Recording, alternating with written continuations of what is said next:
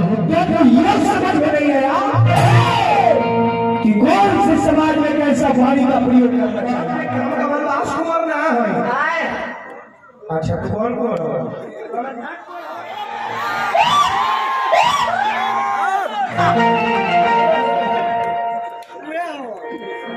जब वो ना लेबर वाला हस्ती हमारा से मुड़ी झुका के चले गए।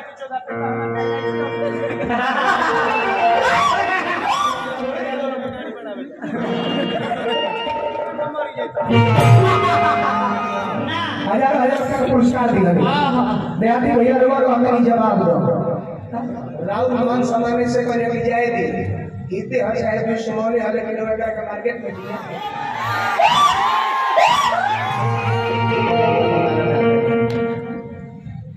दिल के दागने में ती गुरु ज्ञानी के बिना दुखिया के साथी के भगवान के बिना गंगा में जान हईबा चंदन भले लगईबा अरे चंदन भले लगईबा लेकिन उहो बेकार बाटे गंगा नहाने में चंदन लगा लेलो लेकिन उहो बेकार बाटे कुछ दान के बिना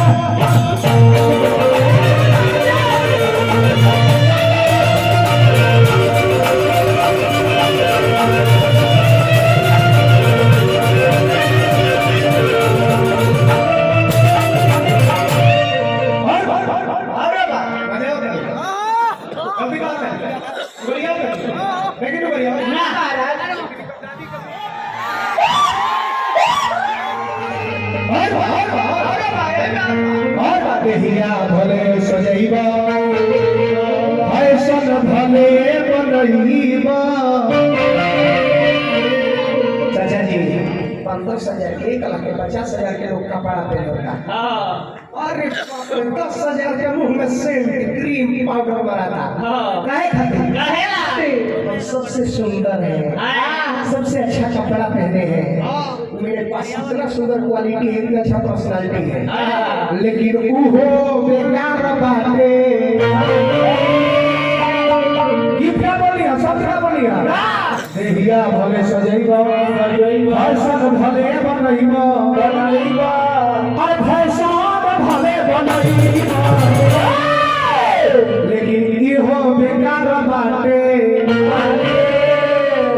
एगो प्राण के बिना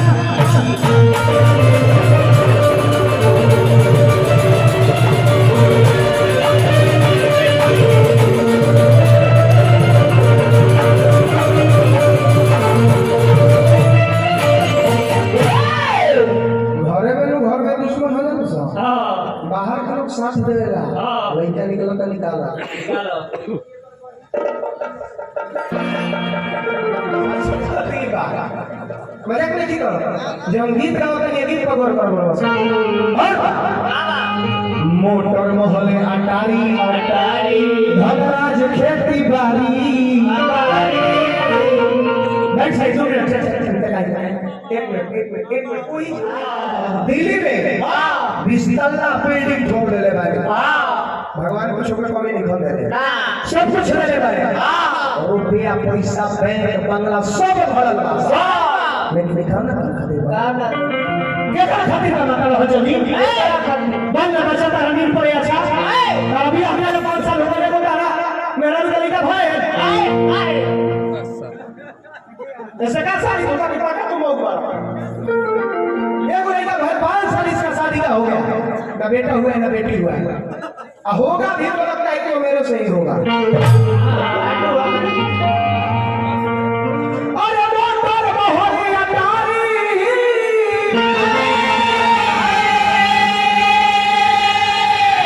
धनराज खेती बारी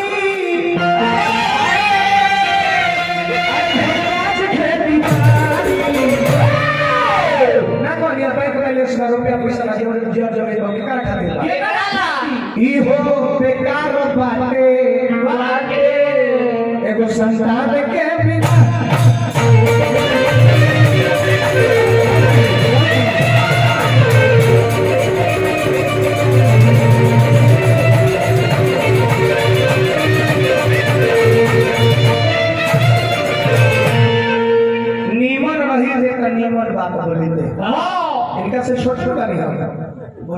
लगी तो कहते छोड़ जाए तो छोड़ भाई, लेकिन ये तो छोटा माइक में गाली दिया है।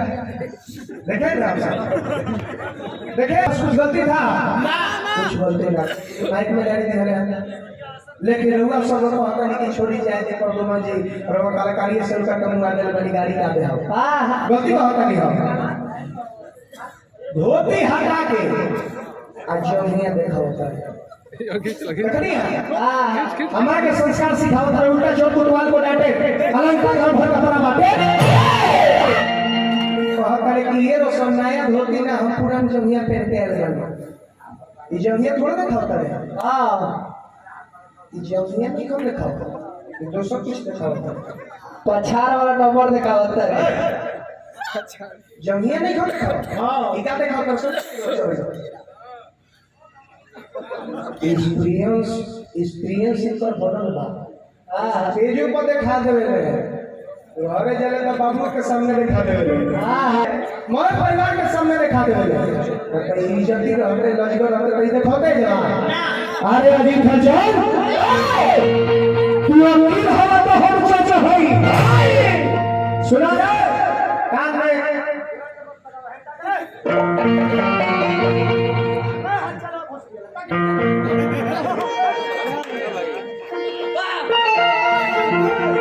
तू अमीर हवा तो हम सोच है भाई, तू अमीर हवा तो हम जज है भाई। फैसला के निर्भर हमरा ऊपर पड़ता। मन करी तो तारा के जेल दे, मन करी तो तारा के जेल दे। अधेर बोलबा तो धोके पीन में मर गई। तुरंत जेल में भीतर काठी के रे जेल के तारा बुद्धि ऐसा करी देता। दारू पी के पीछे चल रहा था धोरे क्या घटना हो। दारू पी के घर चल गया ये। हां मेरा